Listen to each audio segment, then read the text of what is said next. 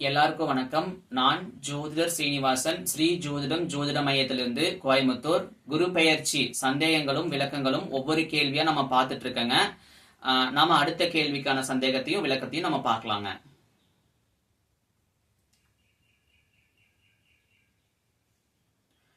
நான் திருமணத்திற்காக முயற்சி செய்து கொண்டிருக்கிறேன்.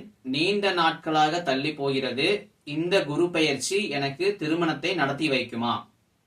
ஓகே, அதாவது முதல் விஷயம் பாத்தீங்கன்னா, உங்க ஜாதகத்துல திருமணம் நடக்கும் நடக்காது அப்படிங்கிற ஒரு செட்டிங் கான்பிடென்டா இருக்கணுங்க. அதுல உறுதியா இருக்கணுங்க. உங்க ஜாதகத்தோட செட்டிங்ல திருமணம் நடக்கணும் அப்படின்ற விதி முதல்ல இருக்கணுங்க. ஃபர்ஸ்ட் விஷயம். ரெண்டாவது நீங்க லக்னத்தை கேள்வியில மென்ஷன் பண்ணல, என்ன லக்னம்னு சொல்லிட்டு. சோ நான் பொதுவாவே சொல்றேன், நாம குரு பெயர்ச்சி பலன்களை நம்ம 12 லக்னத்துக்கும் போட்டிருக்கிறோம். அதுல திருமணம் உங்க லக்னத்துக்கு இருக்குது அப்படின்னா இந்த காலகட்டம் கண்டிப்பா நடக்குங்க. திருமணத்துக்கான காலகட்டம் குரு பெயர்ச்சியில நான் சொல்லல அப்படின்னா கண்டிப்பா அந்த விஷயம் நடைமுறைக்கு வராதுங்க. அதாவது நீங்க எந்த லக்னமா இருந்தாலும் குரு பெயர்ச்சிங்கிறது ஒரு 4-5 கட்டங்களுக்கு மட்டும்தான் நன்மை செய்யும். மீதி இருக்கிற கட்டங்களுக்கு அதனுடைய வைப்ரேஷன் கிடைக்கலன்றப்போ அதுக்கு நன்மையும் செய்யாது, தீமையும் செய்யாது, எந்த பலனும் இல்லாம நியூட்ரலா போயிருங்க.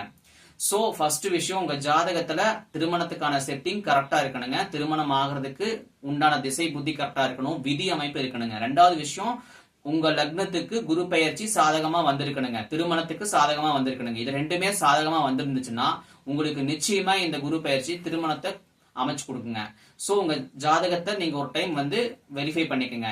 அதுக்கான காலகட்டம் இருக்குதாங்கிறத ஜோதிடர் மூலமா நீங்க வெரிஃபை பண்ணிக்கோங்க. இப்ப நம்ம அடுத்தடுத்த வீடியோ சந்திக்கலாங்க. கேள்விகளுக்கு உங்களுடைய சந்தேகங்களையும் உங்களுடைய ஏதாவது விடுபட்டு போயிருந்தா அந்த விஷயத்தையும் நமக்கு வாட்ஸ்அப்லயும் டெக்ஸ்ட் மெசேஜாவும் வாய்ஸ் மெசேஜாவும் பண்ணுங்க.